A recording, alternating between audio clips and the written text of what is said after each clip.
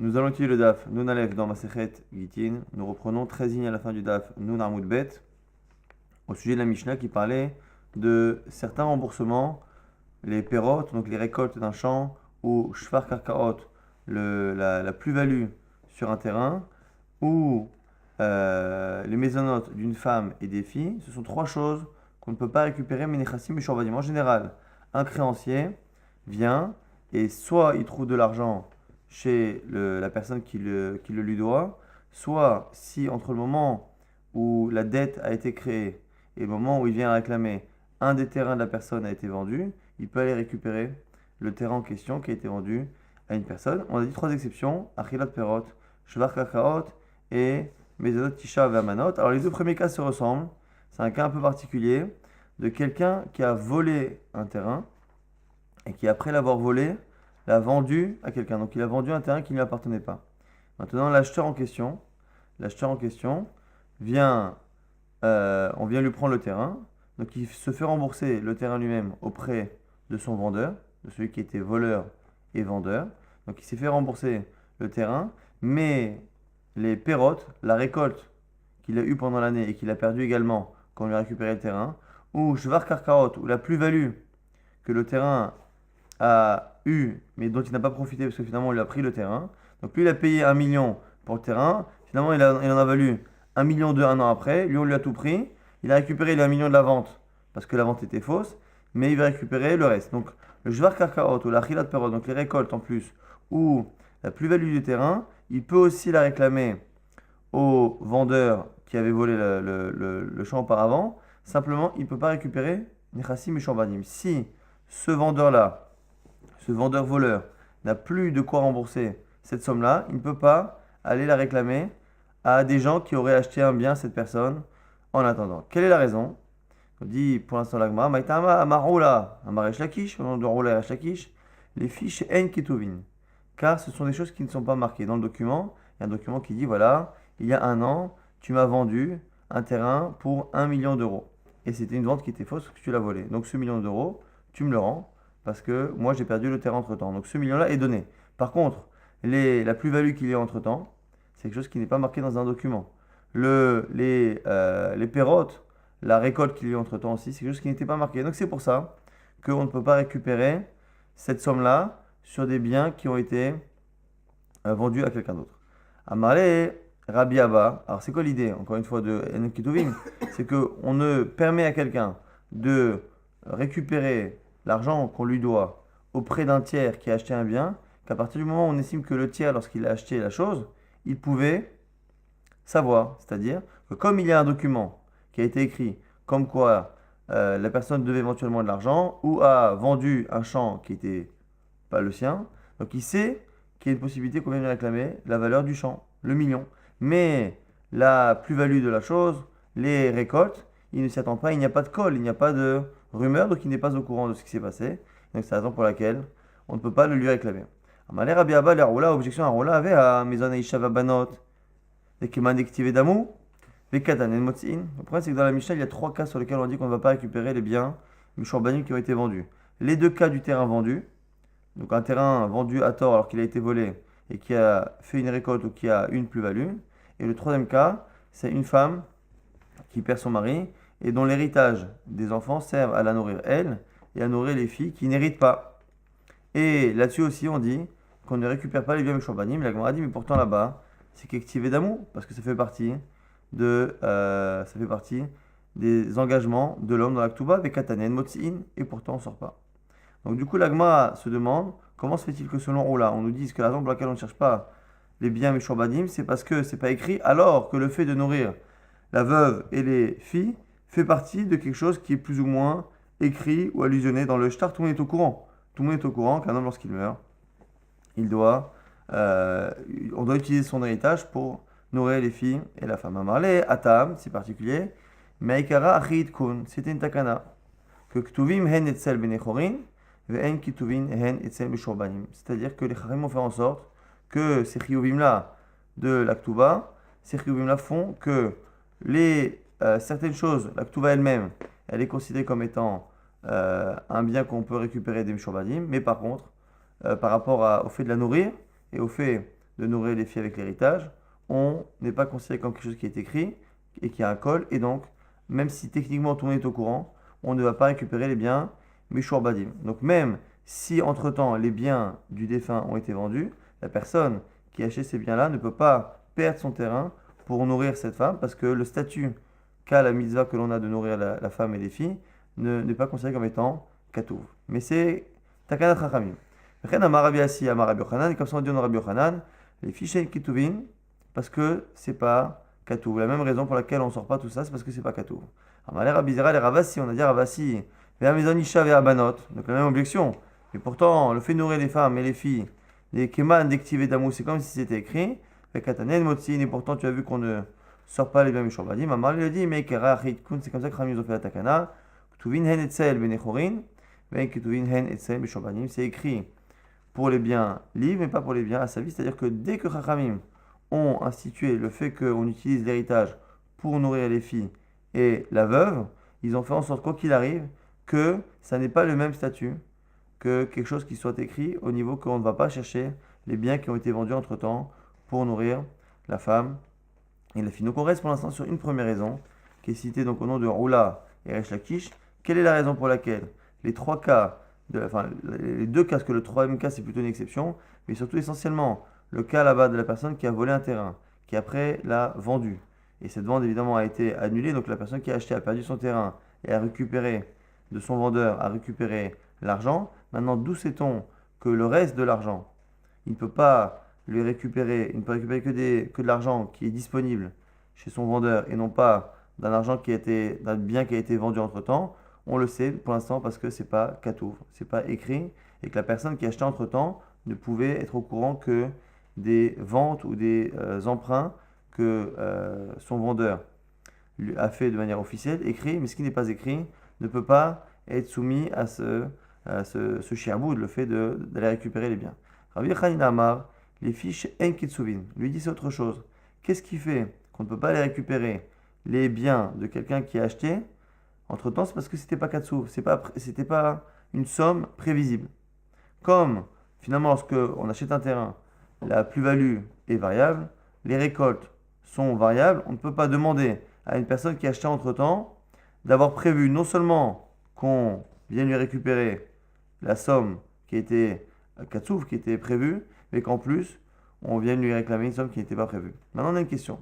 Ibayaleo, sur Rabbi Chanina, les Rabbi Chanina, Ketsuvin ou Ktuvin Bae, est-ce qu'on a besoin que ce soit une somme précise et écrite, Odin ma Ketsuvin, Veafapi Shenan Ketuvim, ou même quand c'est pas écrit, tant que c'est fixe, c'est suffisant. En gros, la question, c'est est-ce que Rabbi Chanina est d'accord avec l'avis précédent? Est-ce qu'il n'a fait que rajouter ou est-ce qu'il n'est pas d'accord? Donc finalement, encore une fois, on répète, on a à la base une halakha qui fait que lorsque quelqu'un est engagé par rapport à des finances, engagé financièrement, si après s'être engagé, il a vendu un bien, puisqu'au moment où il s'est engagé, ces biens sont asservis, lorsqu'il a vendu un bien, le créancier pourra aller récupérer ce bien. Exception faite au cas où on a dit il y a eu une vente un peu frauduleuse et à la fin il y a aussi des pérotes, une récolte ou une plus-value à les récupérer. Tout ce qui est plus-value, tout ce qui est récolte ou tout ce qui est maison Isha, on ne pourra pas les récupérer auprès du tiers. Deux raisons.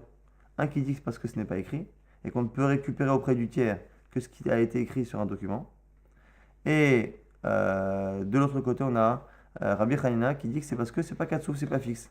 La question, c'est que donc lui pense, Rabbi Chanina, que quand la somme est fixe, on peut aller réclamer. Mais est-ce qu'il faut que ce soit fixe et écrit dans un document, ou dès que c'est fixe, même si c'est pas écrit dans un document, c'est la question de l'agma. Et l'agma va essayer de trancher. Tashma, viens apprendre. Deitmar, mi shemet venir banot, celui qui décède et qui laisse deux filles, ou ben et un garçon. Et prioritairement, son héritage va servir à marier les filles. Avec Kadma Rishona, venatla aisur nechasim. La première s'est mariée, elle a pris sa part et elle s'est mariée avec. Velo ispika shnia ligbot, hachemet aben. Et la deuxième n'a pas eu le temps de se marier jusqu'à ce que le fils, leur frère, décède. Amar Rabbi Yochanan shnia vitera. Rabbi Yochanan dit que finalement, comme le fils est mort, l'héritage, et il est mort sans lui-même, sans héritiers, ça veut dire que normalement, l'héritage revient au fils uniquement, mais les filles, en attendant, ont le droit de prendre leur dot pour le mariage. Et ici, comme le fils est mort entre-temps, c'est comme si l'héritage du fils repartait aux sœurs. Et donc les deux sœurs récupèrent une part égale. Ce qui veut dire que la part qu'elle avait, elle, la deuxième, pour se marier, sur les 100%, elle l'a perdu. Elle a pris 50% sur tout, mais elle a perdu le droit de prendre sa dot avant partage. Elle l'a perdu. Ce que nous dit ici, Shnia Vitera, va marler Rabbi Hanina. Donc on cherche justement à comprendre. La Chita lui répond, de la misère, qu'est-ce que tu racontes? On a dit plus que ça. Motsini n'est pas nasa, ve'en motsini mezonot. Alors justement, que l'on a une nécessité de marier les filles avec un héritage, on va récupérer pour marier les filles Motsin et Parnassa. On va sortir même un tiers, on va sortir l'argent pour les marier. Ven Motsin les maisons, mais pas pour les nourrir. Mais Tamar, Shinya Viteret, toi tu veux dire que la deuxième ne peut pas se marier. Qu'est-ce qu'on voit ici en tout cas selon Rabbi Hanina? C'est que pour marier une fille, on peut aller même récupérer des biens Meshurbadim. Donc on a ici un père qui décède et normalement il a l'obligation avec son héritage de marier ses filles. Si il manque de quoi marier les filles et que entre temps il avait vendu un terrain à quelqu'un, on peut aller récupérer le bien chez le tiers pour marier une des filles. Donc on voit que l'on peut marier une des filles en allant chercher les biens Meshurbadim. La Gemara continue à objecter, dit Vea, Panasa de Mikatz Kaitse. Et pourtant le mariage, la dot, c'est quelque chose de fixe. Mirtab, l'ortiver, mais c'est pas marqué sur un document. Avec Amotsia, et on sort. Donc du coup, on aurait la preuve à notre question. Est-ce que, selon Rabbi Hanina, il faut absolument que ce soit à la fois quelque chose de fixe et à la fois écrit, ou le fait que ce soit fixe, c'est suffisant? La réponse à la date qu'effectivement, une fois que c'est fixé, comme le mariage, c'est suffisant, parce que le fait de marier sa fille n'est pas écrit dans un document. La Gemara répond non, c'est pas une preuve. J'allais par là ça, parce que là-bas c'est différent le mariage, la dot, Keman deit la kala, Keman dektiva dame. Comme il y a un col, tout le monde se sait. À ce moment-là, tout le monde le sait, on n'a pas besoin que ce soit écrit. C'est comme si c'était écrit, donc on n'a toujours pas de réponse à notre question. Est-ce que, selon Rabbi Hanina, on peut récupérer ce genre de choses, de biens Mishurbanim qui ont été vendus, que s'il y a les deux conditions, à la fois c'est fixe et à la fois c'est écrit, ou le simple fait que ce soit fixe, suffit à ce que l'on puisse récupérer ces biens. Mativ Ravuna Bar Manoir. Alors on essaie de trouver encore avec une objection. Mais tout, on a ici une femme qui est mariée avec un premier mari, puis avec un deuxième mari. Et lorsqu'elle se marie avec le deuxième mari, elle lui demande de s'engager à nourrir sa fille à elle, qu'elle a eue du précédent mariage, à la nourrir pendant un nombre d'années fixe, pendant 5 ans. S'il meurt, Benotehen nizonot minichasim benechorin, vehi nizonet minichasim meshurbanim. Donc la personne, donc elle s'est mariée avec cet homme, elle lui a fait promettre qu'il allait nourrir sa fille pendant quelque temps, et après elle a eu elle-même des filles avec lui. Quand la personne meurt, comment va-t-on utiliser son héritage pour nourrir les filles, c'est-à-dire leur fille à eux deux, qu'ils ont eu après, et la fille de la femme d'un précédent mariage? On nous dit ici, dans cette Mishnah, que ces filles à lui ne peuvent être nourries qu'avec l'argent disponible, mais par contre, sa fille à elle, on peut aller même récupérer les biens qui ont été vendus entre-temps. Et donc, on a l'air de voir que finalement, à partir du moment où le fait de nourrir la fille, c'était fixe, c'était Katsu, parce qu'elle lui avait dit, ça va dans la Mishnah de Ktubot, elle lui a dit, je veux que tu nourrisses ma fille pendant les 5 prochaines années. Donc comme il s'est engagé sur 5 ans, comme c'est Katsu, on voit qu'on peut aller récupérer les biens Mishurbadim, et donc on voit qu'on peut aller récupérer les biens Mishurbadim, même quand c'est que Katsu, même si c'est pas Katsu. Chabemaya Skinan, la Gemara repousse, et dit non, là-bas, Beshekanu Miyado. Là-bas, c'est spécial, il y a eu un kinyan spécial sur la Hitraïvout. Donc finalement, c'est pas lié au fait que ce soit fixe ou pas fixe, c'est il y a eu un kinyan. La Gemara dit, Ahri, notre Nami, s'il a fait un kinyan, c'est-à-dire qu'il a fait un kinyan avec un objet, il a dit réellement, je m'engage réellement à nourrir les filles. Alors il dit, si, c'est ça, ça devrait être pareil ses filles à lui que ses filles à elle. La Gemara dit, Bekano Lazo, Velo Kano Lazo. Il faut expliquer, imaginez qu'il a fait un kinyan par rapport à l'engagement, par rapport à sa fille à elle, et par rapport à leur fille à eux deux. La Gemara dit, Maï Pascal, pourquoi on dirait un truc pareil? Pourquoi imaginer que c'est ça? C'est quoi le chidouche alors? La Gemara dit, Batishto de Havai Beshat Kinyan, Mané les kinyan. C'est pourquoi? Parce que quand il s'est engagé, il s'est engagé au moment de son mariage. Ils se sont mariés. Quand ils se sont mariés, elle avait déjà une fille. Mais eux, évidemment, ensemble, ils n'avaient pas de fille. Donc il a fait un kinyan. Et il s'engage à faire en sorte que s'il meurt, son héritage serve à nourrir ses filles. Sauf que quoi? La fille de la femme était vivante à ce moment-là. Donc le kinyan a pris effet. Bito de lo havai. Mais sa fille à lui qu'il a eu avec elle. Plus tard. Mishat kinyan. Qui n'était pas là. L'homme et la kinyan. Le kinyan ne fonctionne pas. Donc ici, encore une fois, pour ne pas être certain d'avoir une preuve que le suffixe soit katsuv fixe, comme ici là, des mazones pour 5 ans, il suffit que ce soit, ça ne suffit pas que ce soit fixe, je veux dire, pour qu'on prenne des biens mishorbadim. Et là-bas, on est obligé d'imaginer que là-bas, c'est parce qu'il y a eu un kinyan, et que le kinyan s'est fait à un moment donné, où il y avait une fille qui était présente et l'autre qui n'était pas encore née, et donc c'est pour ça. Donc, m'a dit, le problème c'est que tu es obligé de faire une okimta, de dire que finalement la Mishnah parle d'un cas particulier. Il dit, Milo askinan davut tavayu bishat kinyan. Non, la Mishnah, tu peux pas dire que la Mishnah ne parle que d'un cas particulier. A priori, la Mishnah parle même d'un cas où les deux étaient présentes. Vechidame, comment elle peut être présente? Des Gersha ve Ahadra. C'est un cas où il a épousé une femme. Quand il a épousé cette femme, elle avait une fille. Et eux n'avaient pas de fille. Après, ils se sont séparés. Et au moment où ils se sont remariés, il se remarie avec une femme avec qui il a déjà des filles. Avec elle. Mais elle a aussi des filles d'avant, d'un premier mariage. Et c'est à ce moment-là qu'il fait un kinyan. Et s'il fait un kinyan à ce moment-là, on ne comprend pas pourquoi on ferait une différence entre les deux filles, si ce n'est que pour ses filles à elle, elle a demandé un temps fixe, 5 ans, et que pour ses filles à lui, il s'est engagé pour toujours. Et là, des bitnaïm, alors du coup, on ne comprend toujours pas, la Gemara essaie encore une fois de repousser, des bitnaïm benin ka'achla. Bito des bitnaïm benin ka'achla, l'oman et la kinyan. Peut-être qu'on fait une différence, que pourquoi sa fille, elle ne peut pas récupérer les biens méchorbanim, parce que le fait qu'elle puisse être nourrie, c'est Tnaï Bedin. C'est un Tnaï que les Chachamim ont demandé qu'un homme nourrisse sa fille avec son héritage. Donc l'Oman et la Kinyan, le Kinyan qu'il a fait, ça ne marche pas. Batisho de la Betnaï, Bedin Kachla, Man et la Kinyan.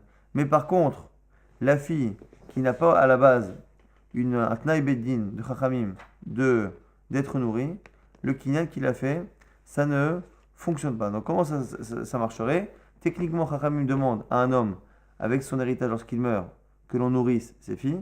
Simplement, ces filles ne peuvent pas récupérer les biens Mishorbadim, ce qu'on a vu dans la Mishnah. On dit 3 cas. Les 2 cas où le terrain a été vendu par un voleur, plus le cas où on nourrit les filles, la femme. Les filles ne sont pas nourries avec des biens qui ont été vendus, qu'avec les biens disponibles. Ça c'est le Tnaï Bedin. Simplement, au moment où il s'est marié avec cette femme-là, avec qui il avait déjà des enfants ensemble, plus elle des enfants avant, il a fait un kinyan. C'est-à-dire qu'il a renforcé ce devoir-là en disant voilà, maintenant, je m'engage réellement comme une dette, je m'engage à nourrir toutes les filles, les tiennes et les nôtres. Et à ce moment-là, nous dirait la Gemara que puisque leur fille à eux deux, c'est ses filles à lui, et qu'il y a déjà un Tnaï Bedin, le kinyan ne marche pas. Le kinyan ne peut pas renforcer ce Tnaï Bedin qui est déjà existant. Par contre, puisque ses filles à elle, il n'a aucun engagement envers elle, lorsqu'il fait un kinyan, c'est un vrai chof, c'est une vraie dette. Et donc, si après s'être engagé, il a vendu un terrain, et qu'après il meurt, au moment où il meurt et qu'on veut nourrir la fille de cette femme-là, pour la fille de cette femme-là, on peut aller récupérer le terrain vendu, ce qui n'est pas le cas pour leur fille. De la Gemara s'étonne et dit quoi? Tu es en train de me dire qu'il a fait un kinyan pour renforcer, pour créer une itraïvout. Dans un cas, il crée une itraïvout sur un Tnaï Bedin, dans un cas, il crée une itraïvout sur rien du tout, et tu veux me dire que quand il se crée un engagement sur un engagement des Chachamim existants, ça va faire un résultat qui est plus faible. Est-ce que tu peux imaginer qu'à la base, on a 2 types de filles? C'est fait à lui de les nourrir, d'une certaine manière, avec les biens disponibles, il doit les nourrir. Les autres, il ne doit pas les nourrir. Il s'engage maintenant sur les 2, et tu veux me dire que finalement, celles avec lesquelles il avait un engagement à la base, il sera moins engagé? Ça paraît étonnant. Et là, Abito, Kavan de Bitan Bedika Achla, Eimar Tsarere Ad Pesach. La Gemara dit non, c'est autre chose. C'est peut-être que pour la fille, on ne lui laisse pas prendre les biens Mishorbanim parce qu'on imagine que sa fille à lui, avant de mourir, il a dû lui donner un peu d'argent, lui laisser un peu d'économie. Et donc, c'est la raison pour laquelle on donne priorité aux filles de la femme et non pas à ses filles à lui. Et donc, du coup, on n'a pas de preuve sur justement notre question, est-ce que selon Rabbi Hanina, lorsqu'il pense que quelque chose qui est katsouf, qui est fixe, on va prendre les biens même qui ne sont pas disponibles, même ceux qui ont été vendus, est-ce que ça marche même lorsque ça n'a pas été écrit ou pas? On n'a pas de preuve, mais pour l'instant, en tout cas, ce qu'il faut retenir essentiellement, même si au niveau de la Shaklavetaria c'est un peu complexe, on a finalement deux idées. Pourquoi? On a trois cas dans la Mishnah où lorsque on doit rembourser des dettes, on ne rembourse les dettes qu'avec les biens disponibles et non avec les biens qui ont été vendus. Alors que normalement, on a un principe, lorsque quelqu'un est engagé financièrement, et qu'après cet engagement financier, il a vendu un bien, ce bien-là, puisqu'il a été asservi au moment de l'engagement, la personne, le créancier, pourra récupérer son argent à la fois auprès des biens disponibles et auprès même de ces biens qui ont été vendus. On a vu trois exceptions, deux qui étaient liées à quelqu'un qui avait vendu frauduleusement un terrain qui ne lui appartenait pas, et la personne voulait récupérer non seulement le terrain, mais récupérer même les plus-values et les récoltes. Dans ces cas-là, il ne pouvait récupérer qu'à partir des biens disponibles et pas ceux qui ont été vendus. Et on a aussi le cas d'une femme, d'une veuve et de filles qui sont nourries avec l'héritage du père. Et là aussi, le père s'est engagé au moment du mariage à nourrir éventuellement sa veuve et ses filles. Même s'il s'est engagé à une date fixe et qu'après, il a vendu ses biens-là qui ont été vendus ne pourront pas être récupérés pour nourrir ces filles-là. Et quelle est la raison pour laquelle ce sont trois exceptions à ce principe-là, que lorsque quelqu'un s'engage normalement, ses biens sont engagés au point que le créancier pourra récupérer les biens vendus. Pourquoi une exception? Un qui dit que c'est parce que ce sont des choses qui ne sont pas écrites, et comme ce n'est pas écrit, on n'a pas de colle, les gens ne sont pas au courant, donc on ne peut pas demander au tiers qui a acheté d'avoir prévu qu'on lui prenne ces choses-là parce que ce n'est pas écrit, et donc c'est pas su. Autre raison qui citait par Rabbi Hanina cette fois, c'est parce que c'est pas katsouf, c'est pas fixe, et qu'on ne peut pas non plus demander à cette personne-là d'avoir prévu qu'on lui prenne quelque chose qui n'est pas évident. On ne sait pas s'il va y avoir une plus-value, pas de plus-value, récolte par récolte, donc du coup on ne peut pas réclamer tout cela. Et du coup la Gemara avait essayé de prouver quelque chose selon Rabbi Hanina, et la Gemara n'a pas réussi. Maintenant, on a une braïta. Tashma, Amar Rabbi Nathan. Rabbi Nathan nous dit au sujet de cette halakha qu'on vient de dire à l'instant, encore une fois, que on a une exception à ce principe-là, qui est en général que lorsque quelqu'un s'engage, il engage ses biens, et donc toute vente postérieure à cet engagement pourra être annulée par le créancier. Ce principe-là a une exception, c'est les trois qu'on a cités, c'est lorsque la personne vient réclamer les plus-values ou les récoltes d'un terrain qui a été vendu frauduleusement, ou le cas des femmes, des veuves et des filles d'un défunt. Et ici nous dit Rabbi Nathan, et Matai, quand est-ce qu'on a dit ça? Bisman shekadam, mikro shel sheni, lishvacho shel rishon. Tout ça, c'est lorsque la vente a précédé le shvach, la plus-value. Aval kadam shvacho shel rishon et mikro shel sheni, govei minichasim et shorban. Mais là, il a donné une condition à Rabbi Nathan qui, a priori, n'est pas acceptée par les cas précédents, mais c'est un nouvel avis, mais qui change tout. Pourquoi? Parce qu'il nous dit ici que, rappelez-vous, on prend le premier cas, c'est un gazlan. Un type vole un champ. Il vole un champ et il vend ce champ à quelqu'un. Donc la vente est frauduleuse. Au moment où il vend ce champ de manière frauduleuse, finalement, il prend de l'argent qu'il ne doit pas recevoir et donc il s'engage à rendre. Donc c'est là que la Hitraïvout commence. On a cette personne-là qui a donc, on va dire que elle achète en 2013, elle achète ce champ qui n'est pas le champ de la personne qui lui vend. Elle achète ce champ début 2013 et après cela, on a le vendeur, le gazan, le voleur, qui a d'autres biens et qui vend d'autres biens à une tierce personne. Et on a aussi la personne qui a acheté le terrain qui ne lui appartenait pas, acheté un terrain qui en même temps a fait une plus-value. On a dit qu'après coup, il se rend compte que c'est faux, on lui récupère son terrain, donc lui récupère la somme auprès de son vendeur. Maintenant, lui va récupérer entre 2013 et on va dire 2015, il va réclamer la plus-value ou les récoltes.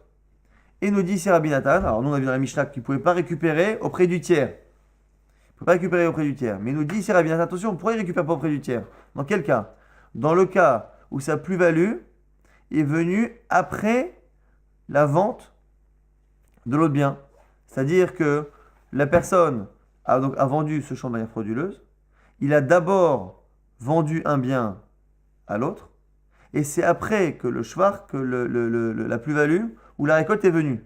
Ce qui veut dire que, nous dit Rabbi Nathan, que c'est pour ça que la vente n'est pas engagée. Puisqu'en fait, la Itraïvout n'a pas commencé. Si on regarde bien, le vendeur qui est voleur, il s'engage à deux moments. Au moment où il vend un terrain de 1 million, il encaisse un terrain de 1 million de manière frauduleuse. Donc tout de suite, il s'est engagé à rendre le million et là-dessus, on pourra récupérer les biens Mishurbadim. Par contre, la plus-value, elle ne démarre pas maintenant. Elle va démarrer, on va dire, dans 6 mois. Dans 6 mois, il y aura une récolte ou dans un an, il va y avoir une plus-value.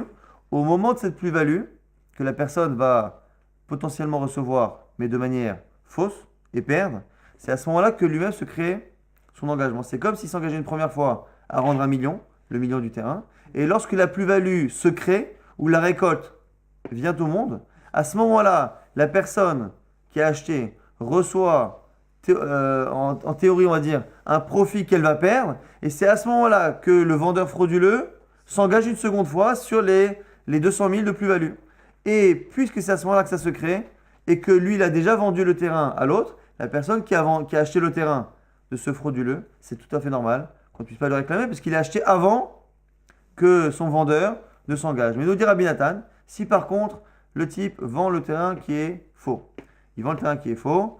Un an après, le type qui a acheté le terrain a une plus-value ou a une récolte, et que à ce moment-là, du coup, le vendeur frauduleux s'engage maintenant à 200 000 euros supplémentaires, et qu'après cet engagement-là, il vend à un tiers, dans ces cas-là, on sera d'accord qu'on pourra réclamer les biens Mishurbadim. Et du coup, ça explique totalement différemment la raison. Quelle est la raison finalement pour laquelle on ne peut pas récupérer les plus-values et les récoltes? C'est non pas parce que c'est pas écrit, c'est non pas parce que c'est pas fixe, c'est parce que c'est pas antérieur et qu'on a un principe, nous, qu'on ne peut récupérer les biens qui ont été vendus que si l'engagement de la personne est antérieur à la vente. C'est-à-dire que la personne qui a acheté de quelqu'un qui était engagé. Mais nous dit ici Rabbi Nathan, dans les cas qu'on a cités dans la Mishnah, c'est d'Afka dans les cas où finalement sur la plus-value, l'engagement sur la plus-value a été postérieur à la vente. C'est normal qu'on ne puisse pas récupérer les biens de quelqu'un qui a vendu avant qu'il y ait un engagement de la part du vendeur. Alma, de l'envoi, que Mishum, Delokadim. Donc la raison, c'est Mishum, Delokadim. Donc pour l'instant, on a resté sur trois avis. C'était Rabbi Hanina et Oula qui avait l'air de dire que c'était soit parce que c'est Katsou fixe, soit parce que c'est écrit.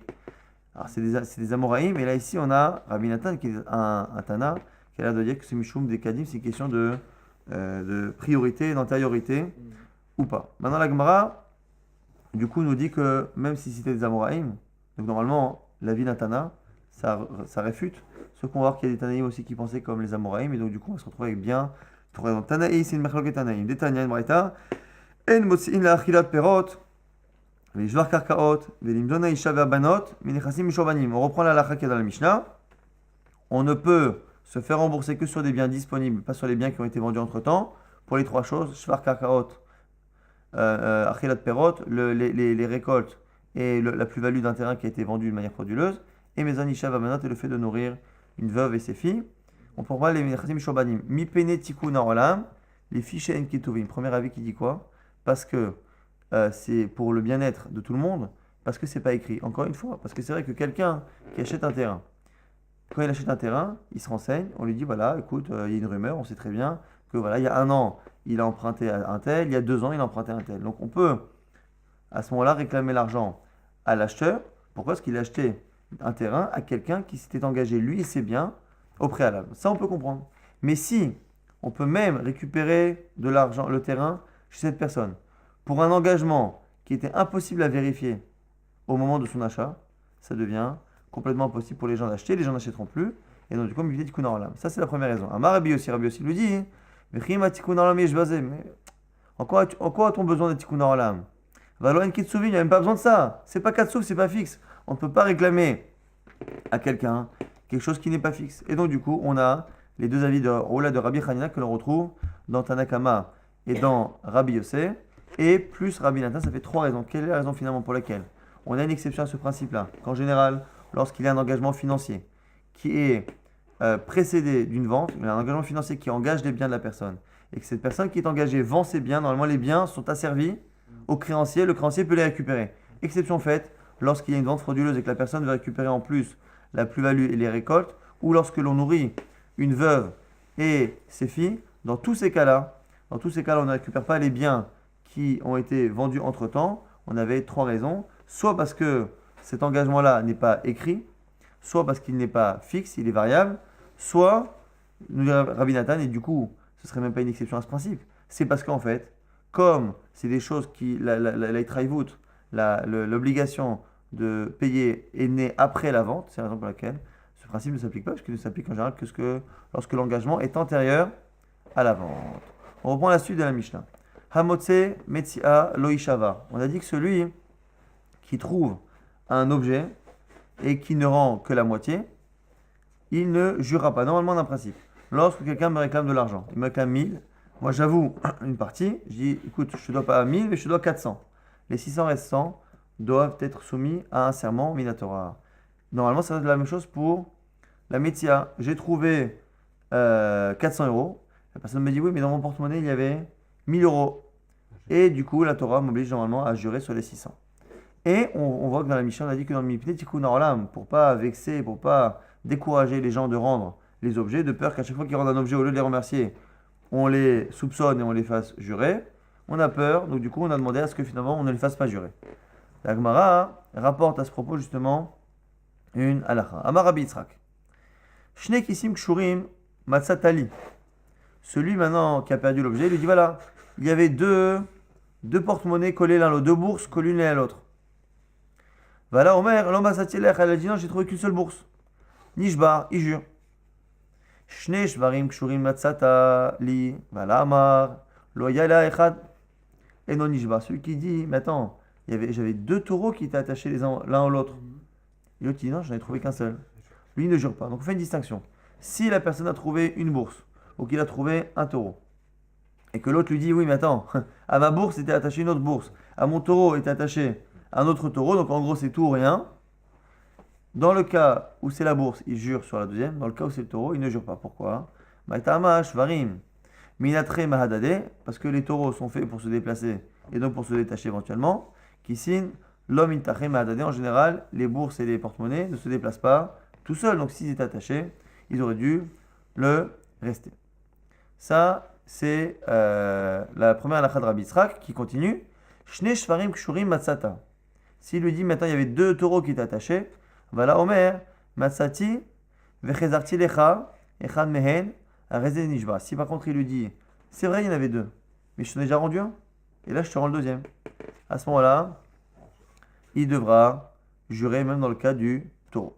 Bon, ça c'est une halakha de Rabbi Yitzhak qui a nous dire que finalement, quand est-ce qu'on jure sur la deuxième partie de la Metsia, de ce qu'on a trouvé, en fonction du fait qu'il lui ait dit je te l'ai rendu, ou qu'il lui ait dit je ne l'ai pas trouvé, et en fonction que les objets attachés soient des objets qui sont mobiles comme des animaux, ou qui soient immobiles comme des porte-monnaies des bourses. Maintenant, indépendamment de cela, qu'est-ce qui ressort de cela? C'est que Rabbi Yitzhak a l'air de parler d'une éventualité que l'on fasse jurer la personne qui trouve. On dit la personne a trouvé un, l'autre il dit tu as trouvé deux, et Rabbi Yitzhak commence à nous dire, dans ce cas-là tu jures pas. La Gemara dit, mais je comprends pas, on a dit dans une Mishnah, clairement, qu'on ne fait jamais jurer un type qui trouve un objet. Et Rabbi Yitzhak, litle motse metsia lo ishava, mais quoi, il pense pas ce qu'on a dit dans la Mishnah, que même si au niveau de la Torah, on devait jurer, les Chachamim ont annulé ce serment pour éviter de décourager les gens qui trouvent un objet. Donc comment Rabbi Yitzhak peut commencer à chercher des détails et à analyser dans ce cas-là oui, dans ce cas-là non, alors que Bichlal, tout le principe du serment dans un cas de Metsia n'existe plus, mais Tikkun Olam.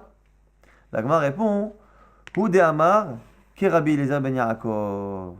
Lui, il pense comme Rabbi Eliezer ben Yaakov. Alors, Rabbi Eliezer ben Yaakov, c'est quoi l'idée? On va essayer de comprendre avant de rentrer dans Rabbi Eliezer ben Yaakov. On va essayer de comprendre c'est quoi sa chita. Globalement, Rabbi Eliezer ben Yaakov pense que, et voilà, on tourne la page, que lorsque on a affaire à quelqu'un qui rend un objet, mais que la personne en face le regarde droit dans les yeux, lui dit il y avait ça, il y avait deux taureaux, il y avait deux bourses.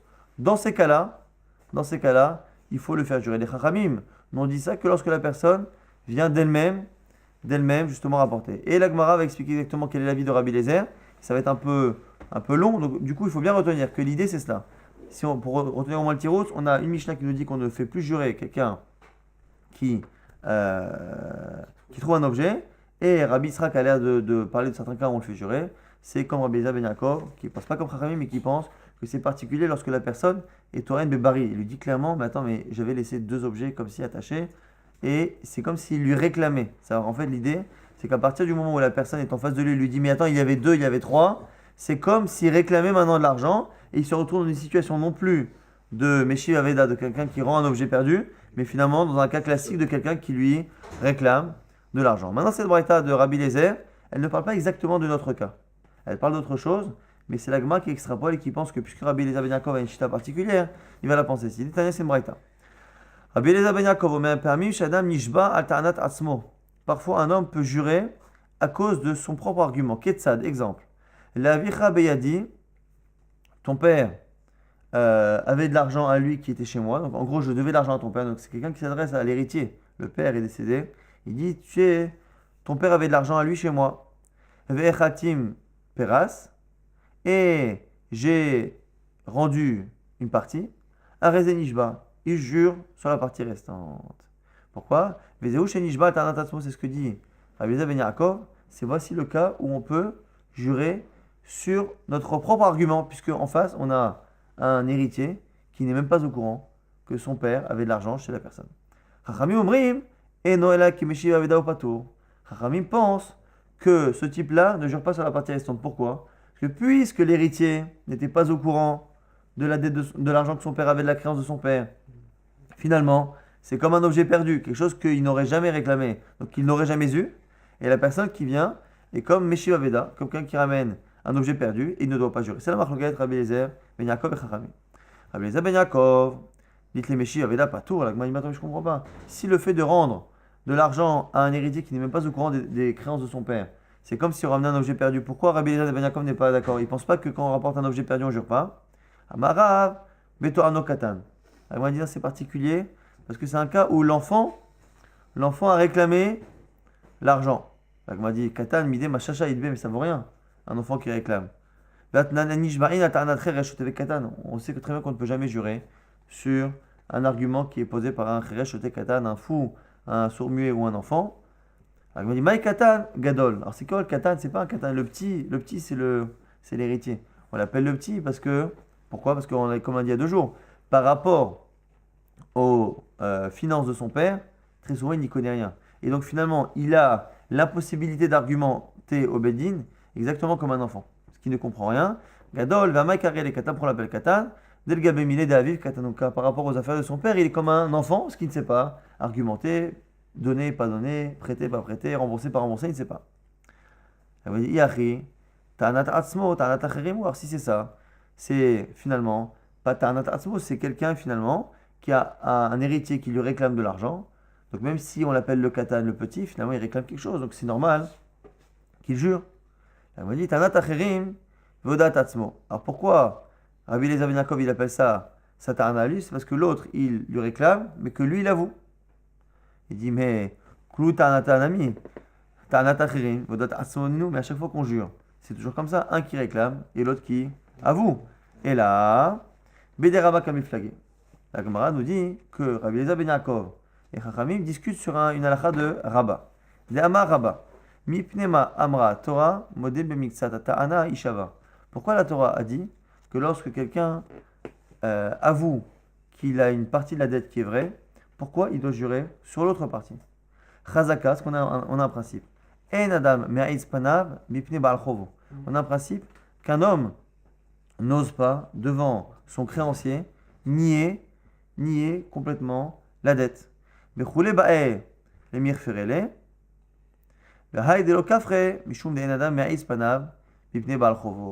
fait, nous on part du principe que la personne qui n'avoue pas tout a envie de nier, mais elle est prise par des remords de dire à la personne qui lui a prêté je ne t'ai jamais vu, tu m'as jamais rien donné, et donc finalement le fait d'avouer un peu, c'est une manière d'avoir bonne conscience, mais de continuer à nier une partie importante de la somme.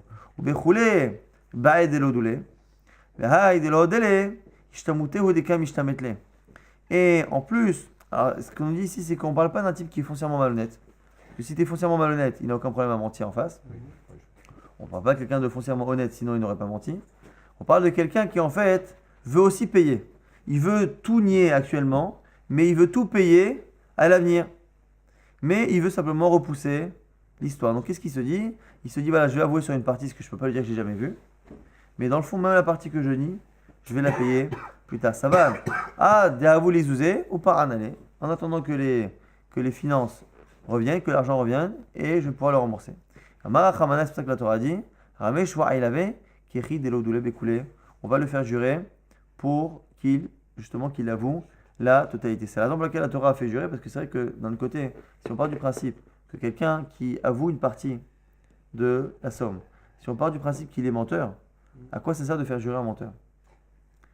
Et si on part du principe qu'il n'est pas menteur, donc il a raison, s'il a raison que ça doit le faire jurer, il ne faut pas le faire jurer non plus pour rien que le nom d'Hachem. Donc du coup, on part du principe que c'est un type qui est honnête. Ah, mais s'il est honnête, alors, exactement, donc du coup, là, il est honnête, mais pas complètement.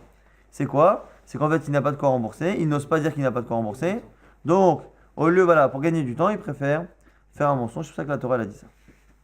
Donc ça, c'est la raison, c'est ce que dit Rabat, c'est la vie de Rabat, qui pense que c'est la raison pour laquelle Bodé Mexatana Yishava. Et là-dessus, on a dit que finalement, la raison pour laquelle la Torah me fait jurer, c'est parce qu'on part du principe que la Oda Bemixat, le fait d'avouer un peu, est une preuve finalement que la personne voudrait tout nier, mais elle n'ose pas devant la personne. Maintenant, la question, c'est est-ce que cette même chose existe lorsqu'on a affaire non pas au créancier, mais à son fils. Et c'est la marloquette Rabbi Eliezer ben Yaakov et Chachamim. Rabbi Eliezer ben Yaakov, ça va. Loshnabo, Veloshnabivno. C'est pareil si j'ai affaire à mon créancier ou que j'ai affaire à son fils. Et non, mais je n'ose pas dire à mon créancier comme à son fils, je n'ai jamais emprunté d'argent. Vilkar, lav meshiv aveda hu. Et c'est la raison pour laquelle, finalement, lorsque le fils vient réclamer l'argent, au même titre que le père, nous dit Rabbi Eliezer ben Yaakov, quoi qu'il arrive, il devra jurer, que ce soit le père qui réclame ou que ce soit le fils qui réclame. À partir du moment où j'ai avoué une partie et nié une partie, c'est la raison pour laquelle j'ai avoué une partie, c'est parce que justement, je n'ose pas tout nier devant mon créancier ou devant son fils.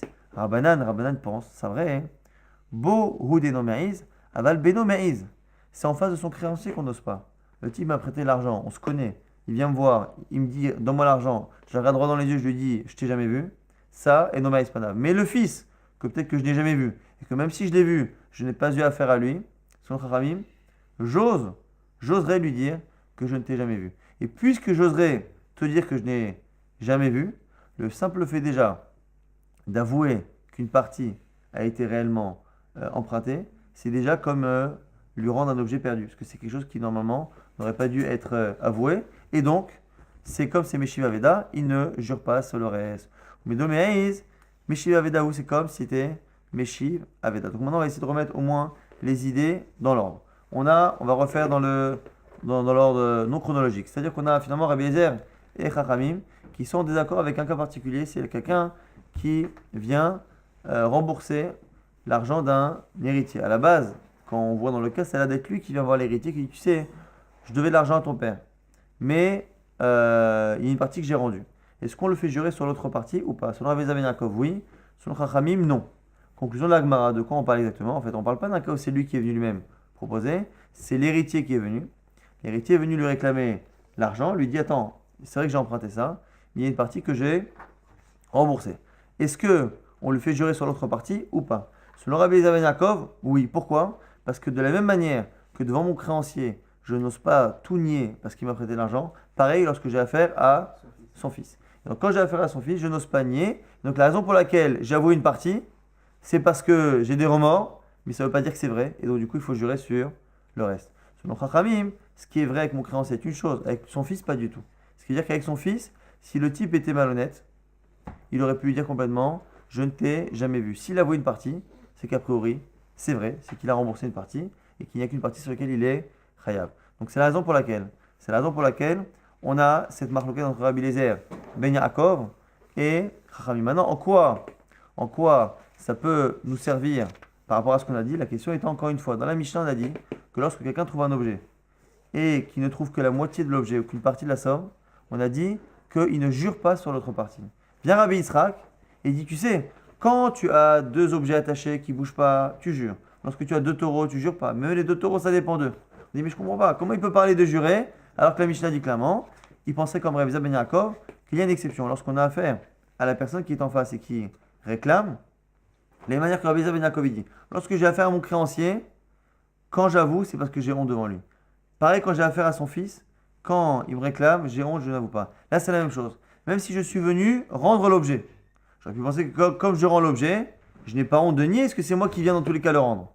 Nous dit Rabbi Eliezer ben Yaakov, de la même manière que tu as honte avec son fils, lorsque la personne chez qui tu es venu rendre l'objet de manière toi-même volontaire se retourne vers toi et te dit attends, il y en avait tant, il y en avait deux, il y en avait trois, à ce moment-là se crée aussi une gêne qui fait que finalement tu vas avouer qu'une partie et pas avouer le reste. Et donc du coup c'est la raison pour laquelle si on extrapole la vie de Rabbi Eliezer ben Yaakov, on peut comprendre Rabbi Yitzhak qui pense que ce qu'a dit la Mishnah, c'est lorsque la personne vient rapporter l'objet et qu'en face, il n'y a personne qui le réclame. Si la personne réclame quelque chose de précis, Betanat Bari, à ce moment-là, il y aurait une exception, c'est la vie de Rabbi Eliezer ben Yaakov. On va rapidement résumer. Finalement, on avait un DAF un peu compliqué au niveau de la Shekla Vetaya, mais on avait trois raisons pour lesquelles on a une exception au principe qui fait que lorsque quelqu'un en général s'engage, on a dit qu'il engage, c'est bien, c'est bien. Si l'engage c'est bien immobilier, lorsqu'ils sont vendus après, ils devraient être récupérables par le créancier. On a vu qu'il y avait trois exceptions dans le cas où une personne avait acheté un champ qui a été volé et qui voulait récupérer maintenant la plus-value ou les récoltes, ou lorsqu'une femme, veuve et des filles viennent être nourries sur l'héritage du père, on ne peut pas récupérer des biens qui ont été vendus. On peut rembourser ces trois choses-là qu'avec des biens disponibles. Trois raisons qui ont été données dans les Tanaïm à la fin. C'est soit parce que ce sont des engagements qui ne sont pas écrits et donc sur lesquels il n'y a pas de rumeur et donc la personne qui achetait entre-temps ne pouvait pas savoir, soit parce que la somme due n'est pas une somme qui est fixée d'avance, soit, troisième raison de Rabbi Nathan, c'est parce qu'en fait quand on regarde bien, comme ces plus-values-là et ces récoltes, cet usufruit a été créé finalement après la vente, la personne qui achète entre-temps ne pouvait pas savoir, parce que c'est encore une fois de la plus-value et non pas le capital sur lequel il y a eu un engagement. Et on a vu à la fin qu'on avait une takana de ne pas faire jurer quelqu'un qui rend un objet ou une somme mais qui est incomplète, alors que normalement, lorsqu'on avoue une partie, on doit jurer sur le reste. Et on a vu que là-dessus, il y avait une marloquette entre Rabbi Yitzhak, qui allait l'air dire comme Rabbi Eliezer ben Yaakov, et sûrement la vie de Chachamim. Est-ce que cette idée-là de ne pas faire jurer quelqu'un qui rend une aveda pour éviter de décourager les gens de rendre les objets trouvés, est-ce que c'est dans tous les cas qu'on ne le fait jamais jurer, ou est-ce que c'est que lorsque la personne vient rapporter d'elle-même l'objet, sans que de l'autre côté, la personne réclame? Sur le Rabbi Eliezer ben Yaakov et Rabbi Yitzhak, si la personne réclame de manière claire en disant il y avait tant et tant, à ce moment-là, on retombe dans un cas classique de quelqu'un qui vient réclamer, l'autre avoue une partie et doit jurer sur la partie restante. Et c'était lié à une marloquette Rabbi Eliezer ben Yaakov qui était claire dans la Mishnah, dans la Braïta. Marloquette Rabbi Eliezer ben Yaakov, est-ce que ce principe-là de dire que lorsqu'une personne avoue sur une partie, ça veut dire qu'en fait elle aimerait tout nier mais qu'elle n'ose pas devant la personne, est-ce que cette gêne que l'on a, on ne l'a que face au créancier ou est-ce qu'on l'a même face aux autres? Éventuellement le fils du créancier sur le Rabbi Eliezer ben Yaakov, éventuellement même la personne à qui je rends l'objet à partir du moment où elle réclame l'objet de manière certaine.